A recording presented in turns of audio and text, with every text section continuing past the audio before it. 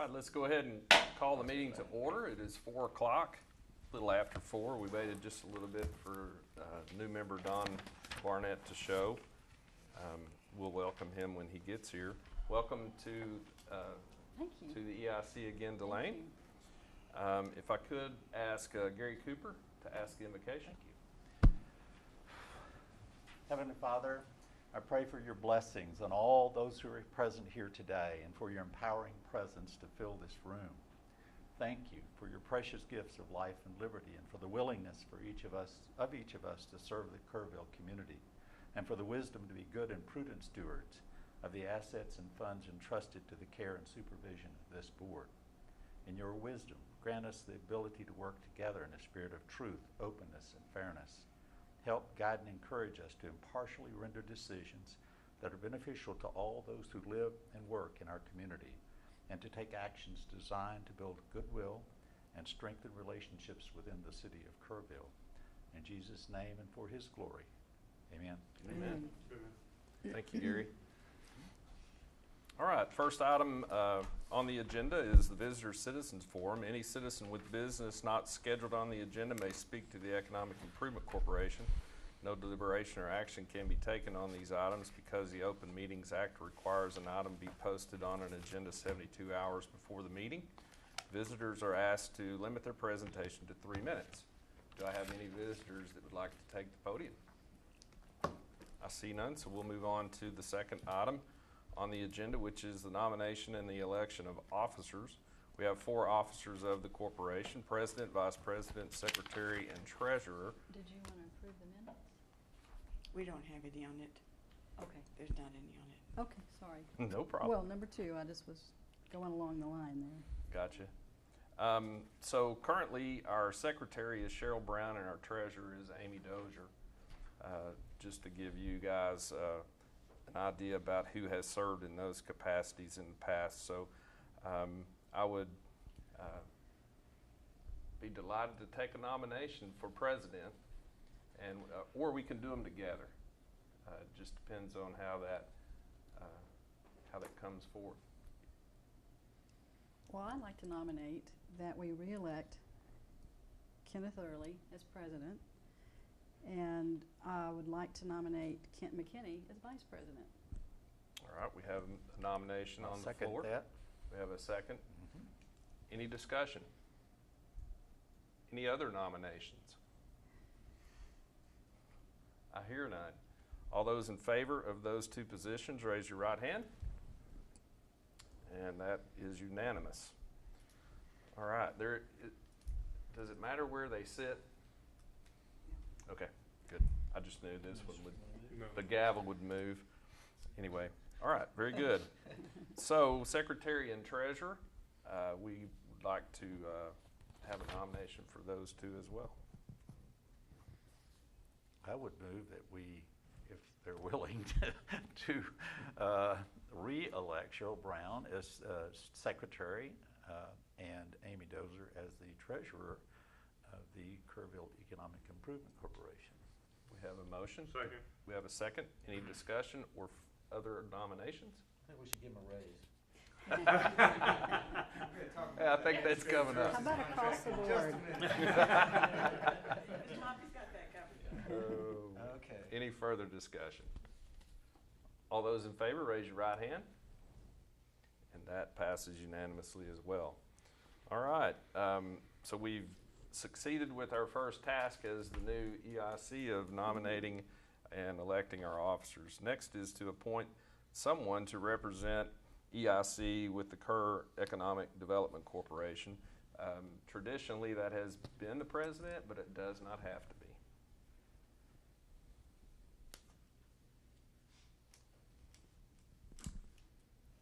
Do we have a nomination? I nominate Kenneth Early to do it. Okay. Do it. I love it. I'll second And that. we have a nomination and a second. Any discussion or further nominations? All right, all those in favor, raise your right hand. And that is unanimous as well. And then the last piece is to nominate someone to serve as the EIC representative on the GO team. Currently, Gary Cooper is serving in that capacity. and doing a fine job, I might add. Well, I'll nominate that we ask him to continue his responsibilities on the GO team. So there's a nomination for Gary Cooper. I'll second. Have a second. Any further discussions or additional nominations? All those in favor, raise your right hand. Reluctantly. And that is unanimous as well. I was trying to get a feeling, but you're not looking, so All right, let's move on to item number 5, which is the presentation of our monthly reports. Amy? All right, good afternoon. Good afternoon, Amy. If y'all, well, first, before I get started, I wanted to introduce you to Julie Smith, who's joining me Hey, Julie. today. Julie is our new Assistant Director of Finance, so you may be seeing her Cool. from time to time, or you can stop in and say hello anytime. Now, if you'll turn to page 9 in your packet. Amy, Yes, sir. can we get any information? Has she been with this city? I mean, I don't know you. Your face looks awfully familiar, but You want me to give you a little bio? yeah, give a little Okay. info. I think that'd be nice. All right, Thank you. okay. So, okay. Feel free to jump in if I get some of this wrong. Let's see. Julie is a graduate of Texas Tech University. Anyone else? Kenneth, did you go to Tech? No? Okay. And let's see. She previously she worked with HEB for, 13 years as a manager there. Then she decided that it would be a good idea to open up her own daycare so she could spend more time with her children as they were growing up. Even though she had no experience in the daycare business, she undertook that endeavor and opened up a Child's Place daycare, which is now the largest daycare in Kerr County, and gets federal and state funding, a lot of grant funding. She still is the executive director there and on the board of directors, and was there for, what? About 17 years before coming to the city of Kerrville. Anything else to add? May I make a joking comment? Running a daycare center bodes you well for dealing with the city employees? You know, Okay. Any of us, actually. children are easier than adults. People say, how do you do it? Children are easier than adults. There you go. It's true. There They're you go. honest. They're honest. You know, we just have to grow up, though. They tell us that, so Well, we do. welcome Thank aboard. you. You bet. That's Welcome. great. I didn't know that. All right, now moving on to page 9 in your packet. So we're going to go over the financials for the month of May. And there's not a lot of activity, but the activity that we have is good activity, I'm happy to report. So if you will look in the second column over called current period, you'll see that on the revenue side, we received almost $325,000 worth of sales tax. And that is up 5.1% compared to the same period in 2017. So very happy to see that happen for one of the first months this fiscal year. We also earned some interest income of about $7,300. And then on the expense side, we just had our normal scheduled expenses, so some administrative services fee paid to the general fund, and then just scheduled monthly transfers related to debt service on River Trail and the sports complex. At the end of the month, under the year-to-date actual column at the very bottom, you'll see that the ending cash balance in our operating fund is $987,000. And if you'll turn to page 10, there's a little bit more information here. The first thing you have up at the top is the sales tax revenue analysis. So obviously, sales tax is our most important revenue. And like I said before, we were up 5% for the month. That puts us into positive territory for the year when you compare year-to-date 18 to year-to-date 17. That's the first month we've had that. We still are falling short of budget, but we're seeing some positive signs. As is always the case, I have the June revenues now, but we haven't closed June yet. But I'm happy to report that in June, our sales tax is up 9% compared to June of 2017. And looking at the detail a little bit more, we're seeing increases in some of our biggest categories. Retail is by far our biggest category. We saw increases there. We've also seen increases in food services and manufacturing and public utilities as well. And those are large categories for us, so we're happy to see that. So 2 months doesn't make a trend, but we'll certainly take that positive news. Going back to page 10 in your packet, in the middle section, you can see the cash positions. So we have two funds, the operating fund with the $987,000 that we just spoke about, and then we have a capital projects fund, and we have almost $2.3 million in that fund, which brings us to a total of almost $3.3 million in cash and investments. And you can see that similar to last month, we just have it split between two accounts. We have a little bit in a Wells Fargo checking account, and the rest is in our EIC Tex Pool account that's earning just over 2% and is completely liquid. So if there is a project that you want to move on, our money's not tied up or waiting on a maturity. Moving down the page, the bottom two boxes look at projects. And basically in the project fund, you can see over in the far right-hand column that we have money set aside for the economic development set aside. So that's just kind of earmarked for economic development, but not a specific project. We have $1.5 million in there so far. And then we have $787,000 in the housing project designation. So that's kind of, the savings account for that project, but not specifically designated to a project. Down at the very bottom just shows a little bit of information about projects that EIC has invested in over the last few years. You can see that some of these are fairly complete, but in the month of May, we continued to have some large expenditures in the reuse system, and then things are. We had a little bit of expenditures in the tennis center. Some of these projects that are just getting off the ground. But that project balance on the far right-hand column shows what's left. But this is a total project balance on the far right-hand side, not what EIC is committed to funding, but the total project. That concludes the financial presentation. Does anyone have questions for us? I've got a couple of questions. Yes, sir. I guess it's to the whole board too. Okay. On the item for housing, Yes. it's my understanding that housing is not really a priority of economic development. What do we have that money in there for? EA can answer that. I think that was the year I was off of the board when that was decided. So instead of me just throwing out there what I think, maybe EA can give us some facts. But I believe that's a recognition of the EIC that workforce housing is absolutely a critical component to driving future economic development, particularly with, as identified through the comprehensive planning process, we have a shortage of housing stock within all categories of housing stock. And so I think it was just a conscious effort of the EIC to set aside dollars for future projects that may come from there. There have been funding in the past for various workforce housing projects, including Habitat for Humanity, and I believe several other projects in that general vicinity along Stinging Winds. But I think there was just a conscious decision of the EIC to budget for future requests that could come for workforce housing in the future. Well, the reason I brought it up was when we had that meeting last year with the Economic Development, Texas Economic Development Board, we had with the City Council and the EIC.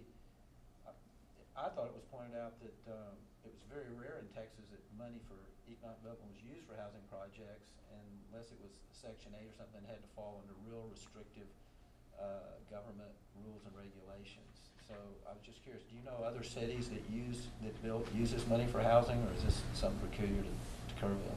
No, I don't believe so. I believe it's absolutely a category that's applicable. I couldn't speak to how many other number of cities utilize it, but certainly I know that they recognize that there are cities across the state that recognize that workforce housing is necessary. There's a housing shortage across the state of Texas, not just in Kerrville. Oh, no, I understand the housing situation. Corpus Christi actually has a specific set aside for housing. It's part of their I think it's actually part of the proposition on the ballot, carve out for housing. Okay. Another question, this is on the sports complex. I'm curious to know, when will the city start to accrue revenues? Is it another year or so before we'll start getting revenues from rentals? We've seen a little bit of revenue coming in so far, and in fiscal year 19, we're working on the budget for that right now, and we will see some additional revenues then. There's, you can rent fields, there's some league fees, there's some concession revenue, those type of things. But the tournament still, DBAT gets the revenue for that for, Yes. for all of this year? Yes. What about next year? Yeah, we're not budgeting any revenue coming to the general fund for tournaments in 2019. Okay. And what's it cost? It's about 500,000 a year of maintenance or plus? Ish, yeah. Okay. Thank you. All right. Thank you, Amy.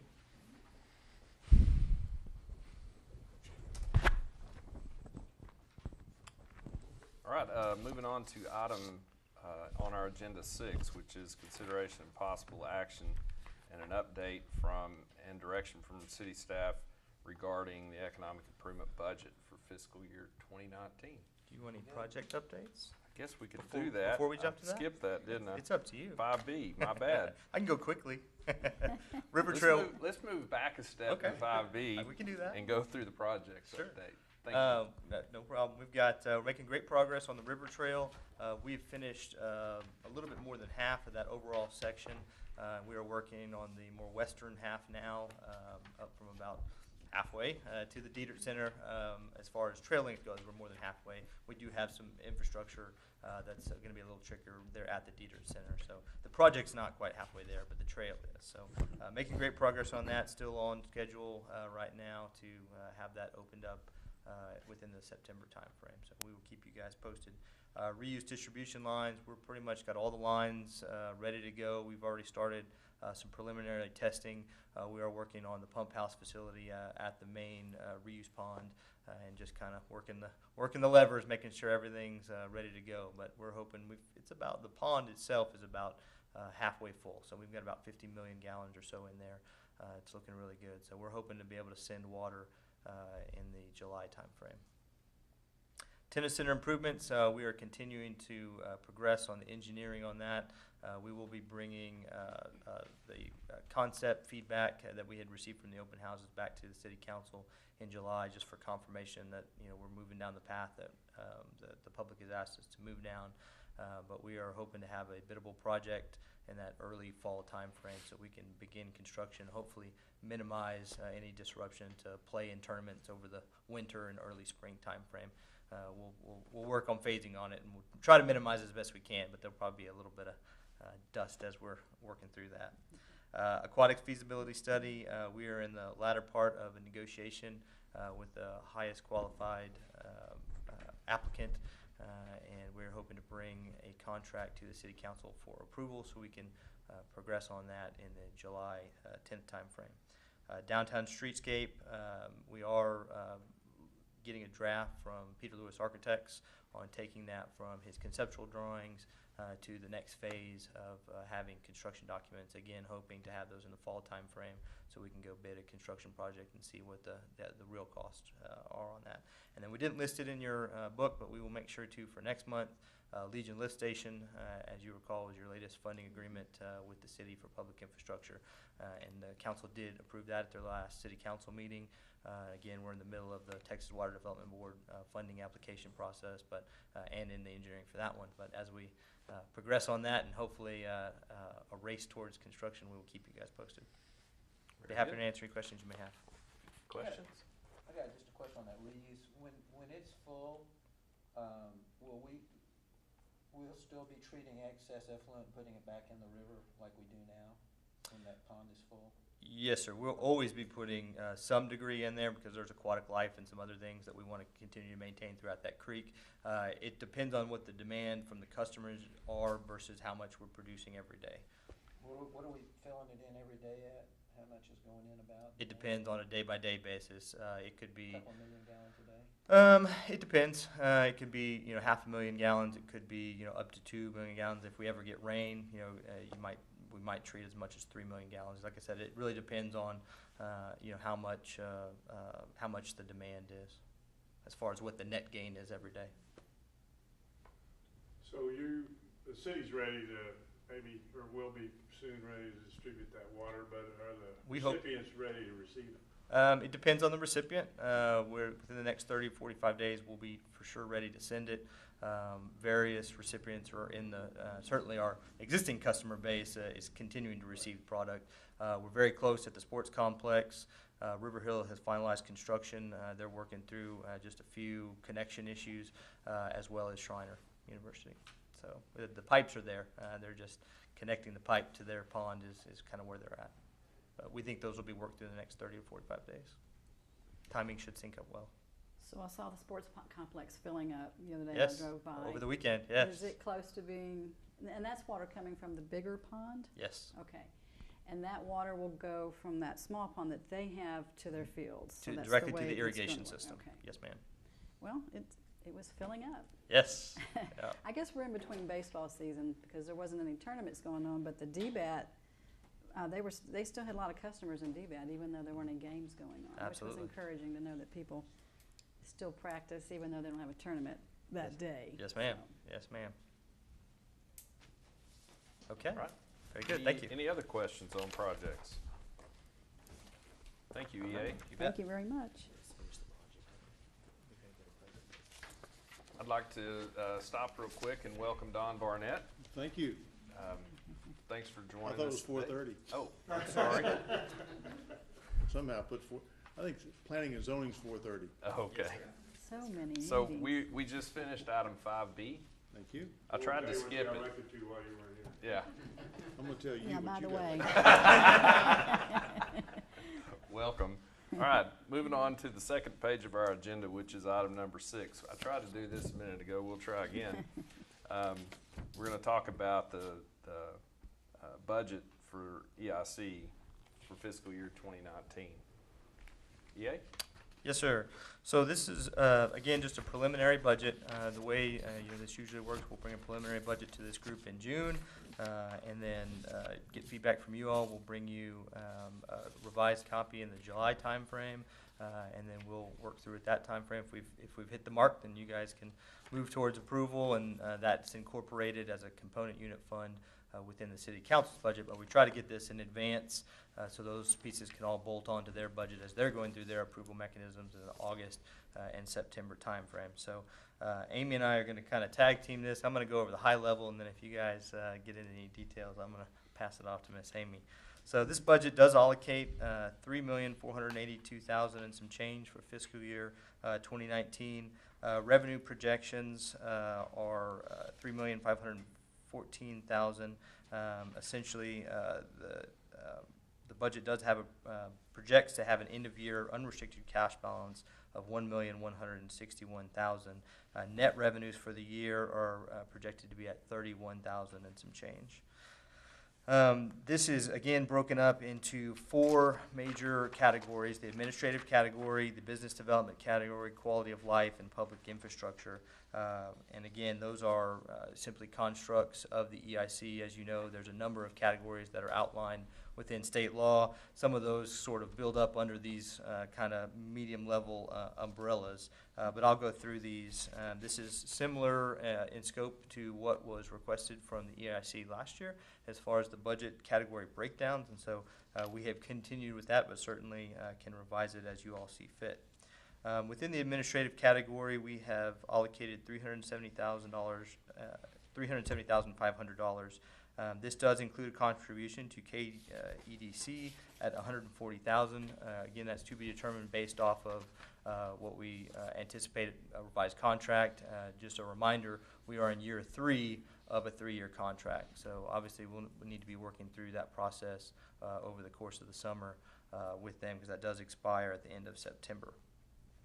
From an administrative service fees, the EIC also has a contract with the city of Kerrville to essentially support services to help you all in a number of categories, both administration of the contracts, general economic development efforts, legal services of the city attorney's office, engineering and project management, which is a large chunk of it, as well as, of course, financial services, and then Ms. Brown's services as secretary and assisting you guys as well. So, and within the finance component, certainly there are the budgeting components, but also the accounting, and then also the EIC is included within the auditing function, general overall auditing function of the city. We have moved that element to a slightly higher amount. Right now we have that budgeted at $180,000. Previously that's been budgeted at $100,000. It has not been adjusted in over 7 years when it was adjusted from $75,000 to $100,000. There's two main components. We've gone through and done an analysis of staff time across the different support areas and those categories that I just mentioned to you in the functional departments. And essentially it brings us to roughly $172,000 worth of staff support that we provide every year. In addition, staff is contemplating the addition of a resource that will be predominantly economic development focused. This will be a general operations staff position. They will be assisting with EIC functions, assisting Mr. McDaniel and myself with EIC functions. They'll also have a focus on workforce housing, the implementation of Kerrville 2050 items related to workforce housing, downtown efforts, and then generalized economic development. So we've allocated 40% of that staff resource for that position specifically to EIC. So that 172 plus the 30 brought us to about 202, but we rounded down to 180. So that's where that was derived from. In addition, within the same category, we have allocated a one-time transfer of $50,000 to a new administrative set-aside fund. This would allow you guys the ability within the approved budget, if you needed outside legal counsel for specific economic development efforts that may come up that have a specialized legal necessity. If there was a study of some sort, certainly the city's been very active in recently launching off on a retail study and a tax increment finance study and some other things. But if there was a specific element that the EIC wanted to utilize, you would have the capability to do that within this administrative set-aside. Again, it would be a one-time for this year, and we would just plug it away in one of those set-aside funds for the EIC to utilize this year or in years future. Category 1 within business development, we have budgeted that at $500,000. Again, that's directly towards your economic development set aside. At the end of this fiscal year, you will be at $2 million within that set aside. Quality of life, we've budgeted at $1,362,000 and a little bit of change. These include the debt service payments for the River Trail and the athletic complex, sports complex projects. It does include a new quality of life set aside at $250,000 based off of feedback that we had received from the EIC previously. Again, public infrastructure is budgeted at $1,250,000. That does include $250,000 for workforce housing, as has been the desire of the EIC in past years. Overall, at the end of fiscal year 2018, your workforce housing allocation will be at $850,000. This also does, within that public infrastructure category, based off of your funding agreement that you passed at your May meeting, does allocate $1 million both in this fiscal year and next fiscal year, being 19 and 20, for the Legion Lift Station. That is all that I have to present to you. I'll be happy to answer any questions, or certainly Mr. Ozier would as well. Yes, sir. So, if we approve a project and the money gets spent next year, does it come out of the economic development set aside? Is that where the money comes from? We certainly can do it that way. It's really, you guys have the latitude for us to, pull it out of the allocation. It kind of depends on what the amount is as well, and the timing of what that project would be, whether it's actually occurring as a payment within that fiscal year or future fiscal years. But certainly, we could work that either way. So we do have some extra cash. I mean, it wouldn't be necessarily, but so the point is really that there's not really any of these projects we may be looking at today or in the next few months are not really allocated from there. It would have to, if it was very much, it'd have to come out of that. Yes, sir. And we just didn't want to be presumptuous in putting that in a budget Right. before you guys had a chance to approve it. I just want to make sure yes, sir. That's Yeah, we assumed that it would come out of the economic development set aside, and then you guys are basically just replenishing it, but it's really 6 of one, half a dozen of another. Okay. Y'all are determining going from 100 to 180,000. Mainly, do you look at man hours? Is that how you did it, to assign the number of man hours, whatever times whatever? their Amy, you've salary actually got is? some backup on that if you want to pass that Well, out. you don't have to get real. I was just curious. Yeah, we have looked at basically, yes, per month. What's the average? It varies from month to month, Right. certainly. It varies from year to year on what projects we're doing, but we've had the last 2 years we've done an analysis. This year was just slightly less than the year before, but again, we're ranging in that 172 to 225 range, well below the 100 that's previously been allocated. So, one other thing that we may want to, address is just having it, perhaps increase based off CPI, or, we're happy to come every year and just kind of tell you where we're at, and happy to go through and do that analysis for you. But it certainly, when there's no increase over 7 years, we fall behind. Mhm. Yeah, in that the EIC is going to pay 40% of this new general economic efforts. Could I ask you to provide us with a separate accounting of what that person is doing for the EIC, and are we going to be able to direct any activities through you to get things accomplished there? Yes, sir. I mean, this can be in closed session or whatever, but I'd like to know, pay 40% of it, that's like to know what they're doing, and do we have an opportunity to ask them to do certain things or look at certain things? Absolutely. Okay, Yes, sir. thanks.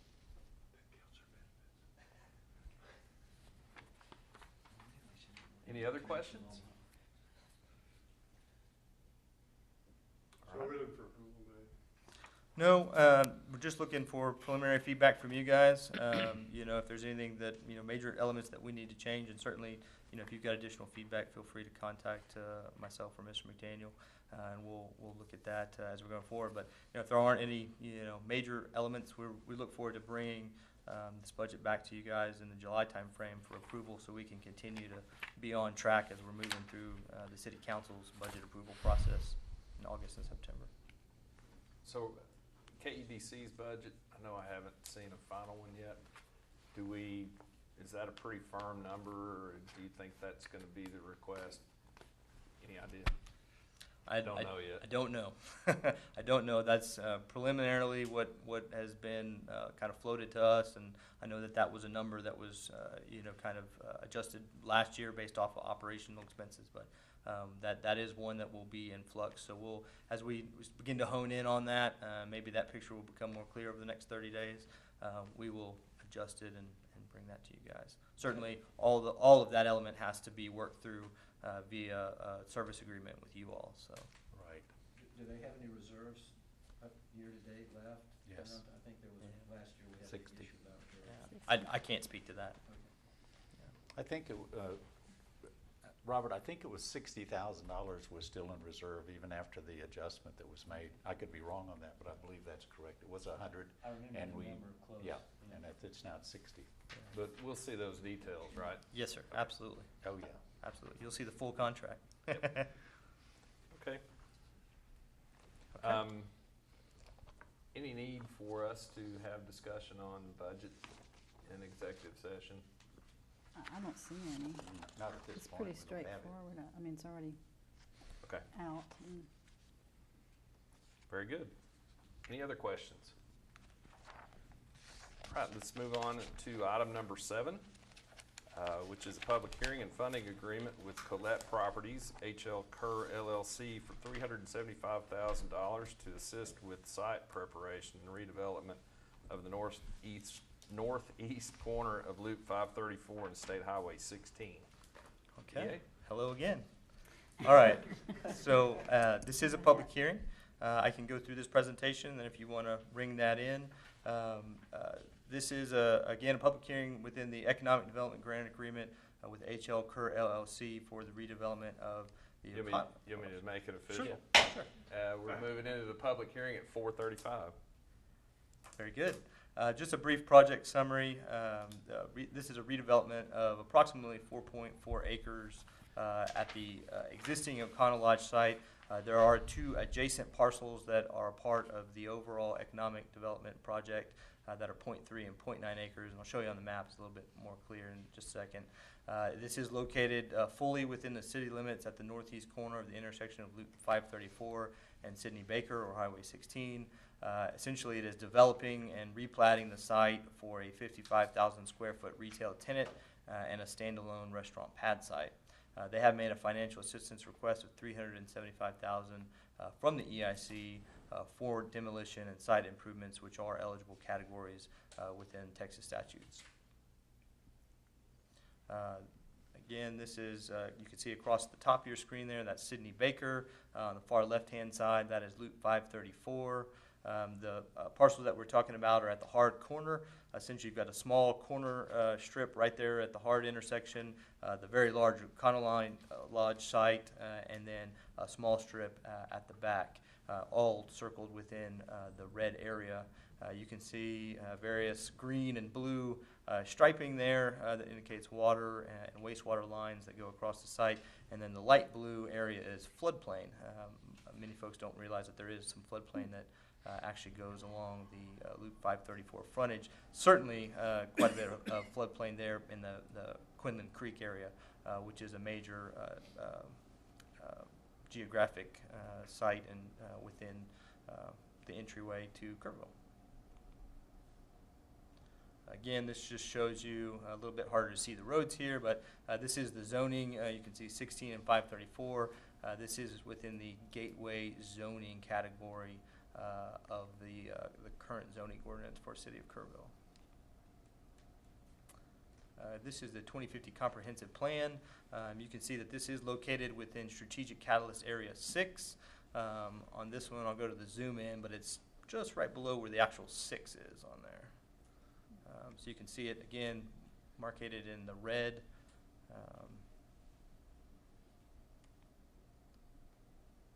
Small font on there, but just wanted to reiterate that within the comprehensive planning process, Strategic Catalyst Area 6 absolutely identifies community commercial as a necessity, and actually you can see several big boxes that are shown in here within the place types, recommended place types, so that is what is slated for the redeveloped site. Just a little bit of history on how we got here. There was a funding inquiry that was made to KDC in the February timeframe. City staff and KDC received and then reviewed a funding application in the March timeframe. Brought that to the GO team in early April. GO team did recommend that going to the full EIC for review. Brought to you guys on April 16th. You all received the application and gave us some preliminary feedback on deal points and negotiating those deal points.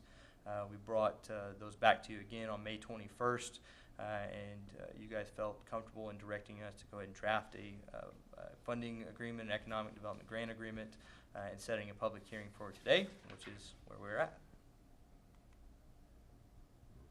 Funding agreement summary, essentially Colette Properties, who was the initial applicant, they have a subsidiary specific to this project, which is HL Kerr LLC.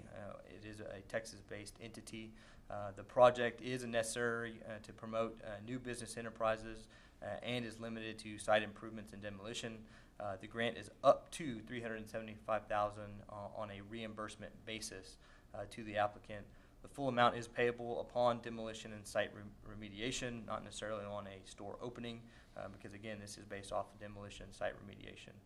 Full acquisition of the site and the adjacent properties is anticipated by October 1st of this year. The contract stipulates that the project demolition must be complete within 3 years time span of August 2021. However, they're anticipating that that actually occurs by the end of 2018 based off of some of the contracts that they have with their tenants. HR Kerr essentially will contract with a national retailer in the process of constructing that 55,000 square foot retail facility, and they will fulfill the design, signage, and landscaping requirements as you all have asked us to fulfill as the deal points. They anticipate hopefully business openings by the end of 2019. on both the restaurant pad site and the retail store. Can I ask you a question about Yes. that last? Would there, no demolition would occur before, or would it occur before the acquisition of the site and adjacent properties? It would occur after. Our understanding is that their existing contract, it's not within this deal sheet, but our understanding is that the existing landowner has the right, or the Econo Lodge has the right to be there through Thanksgiving. Okay. So they will be, our understanding is that they're going to try to move very quickly in the December timeframe in order to have that site prepped and ready to go so their tenant can start construction possibly as early as January or February. What's the total cost to demolish this area? Well, I'm glad you asked that. What a lead. So within qualified site cost, you're looking at, I can't read it, it's pretty small print, but right around 440,000, I believe. 443. Yeah, 443. They've got some additional soft costs, but you can see demolition, I think, is right at 257. Asbestos was coming in at 35,000. Again, some of these are estimates. They're still working through getting bids, but there's absolutely more than, and this is just a subset of their overall site development costs, but these were the ones that they were able to identify in a relatively hard capacity. Go through, these are some of the exhibits that are also attached to your funding agreement. Again, these are site elevations of the front facing, this would be facing towards Highway 16, and then side elevations. This is a landscaping plan. Again, we've requested within the funding agreement or required that water-wise landscaping be put in place, similar to other landscaping that you see at that intersection, such as at the YO Ranch. Yay. Yes, sir. Why do they not have anything on the restaurant site in the front on this plat? Is that just parking and all, or right is now, this just the landscaping and they're doing nothing? That's going to be the other tenant's obligation? that's correct. Okay. That's correct. The tenant itself, and in fact, Okay. there may I be just some. I know this is just landscaping. Yes, sir. But I was just kind of curious why there was nothing there. Yes, Yeah. sir. The actual pad sites are not depicted on here. There may be additional landscaping that actually occurs on those Oh, there sites will as be. well. Yeah. Yeah, this is mostly just the overall site and parking lot. I want to point out that we ask for the landscaping on here because they're requesting money from the EIC. We don't have a landscaping plan for the city or anything like that. That's correct. So unless there be any kind of confusion, the reason we are making some landscaping and architectural demands is because they are requesting money from EIC. That's correct. Yeah. Again, this is it would be a multi-tenant sign located fairly close to the corner of 534 and 16, rather than having multiple monument signs across the property. Both the city and the applicant felt that a high-quality multi-tenant sign could satisfy the needs and be an enhancement to the community. So again, be happy to answer any questions you may have. At the last EIC meeting, I think when we were in executive session, I kind of mentioned it. Is it possible that Amy could just, like on a one-page sheet, come up with, okay, like right now, this property is generating X amount in ad valorem taxes, okay? And we're talking about improvements of several $1 million, which will increase that, plus some, I know it'd be just an estimate of what would be generated on retail sales. The reason I'm getting at it is I think this would be a great opportunity to show that we're actually going to get something back, maybe more than we're putting out over a time frame. You know, some kind of a cost-benefit analysis. I mean, if it's too hard to do, okay, but just really elementary. Because I think a lot of people, the public, you know, they're always questioning, why are you doing this for these people, or why aren't they doing it? And this is an opportunity to show, well, we're going to actually benefit from this somewhere down the line. Sure. I think that's my understanding. Mm-hmm. Absolutely, certainly, and we did go through that economic impact analysis with you guys a couple months ago. But I think overall, the biggest impact will be from a sales tax perspective, and we are estimating that that will be roughly $100,000 per year. But for the general fund of the city, in addition to funding that goes to other sales tax entities such as yourselves and Kerr County. So it absolutely will be a sales tax driver. Yes, sir. That was all in the economic impact study. That Yes, we sir. had, right? That's correct. We did have that. That's correct. I think that I'll just throw this in, the economic impact study, if I recall correctly, currently there's about a little over $30,000 coming from this site Yeah. in total. And so now we're looking at something This in is 100. the people from Austin, the impact people? Yeah. Okay. Yeah, you know our feelings. That's okay. But it was there anyway, and that's the current. The question I was answering is what's currently coming off of there, not any comment on their study. Yeah, it's very minimal on the sales tax front currently. Very limited. It is limited in its hotel motel impact, and it does have some property tax impact as well. So those certainly will be coming off, but a new facility will Generate greatly even more. enhance those in a number of categories. Hotel motel will drop off a little bit though. Okay. So, any other questions? Well, the contract we have, it's not been finalized even by the other party, the developer, and we are going to need to have an executive session on the contract because I've got a few questions myself. It is slated for Okay, executive thank session, you. so we will have that discussion in there. So since this is a public meeting, if we don't have any other questions, I will take questions from the public. No one brought me any cards, so I'm assuming there are no questions, but if there are, now's the time. I see no questions coming from those who are in attendance, so the public meeting is now closed. It is 4:47.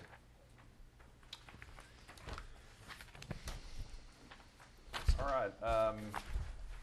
Looks like next on the agenda is executive session. Yes. And the agenda shows an 8A item and an 8B item.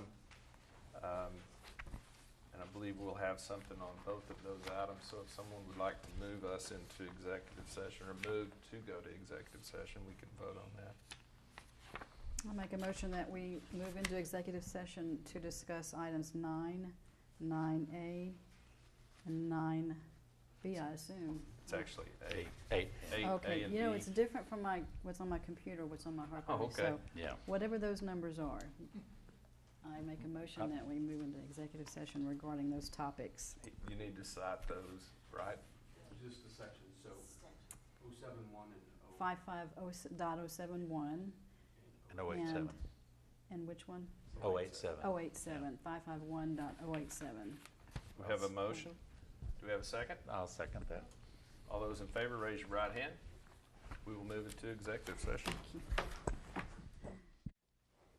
All right, it is 5:03. We'll move back into general session and move to item number 9, which is possible action for items discussed in executive session.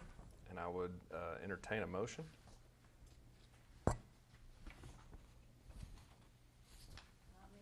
Not you this time. I'm trying to share this opportunity with my fellow board members. I make a motion that we move forward with the approval of the funding agreement for the Collette Properties, or whatever it is. H.L. Kerr. H.L. Kerr, LLC. All right, we have a motion. Do we have a second? Second. Motion and a second. Any other discussion? All those in favor, raise your right hand. And that is unanimous. Thank you very much for your attendance today, and I will entertain a motion to adjourn. So moved. Motion and a second. All those in favor, raise your right hand. We are adjourned. It's 5:04.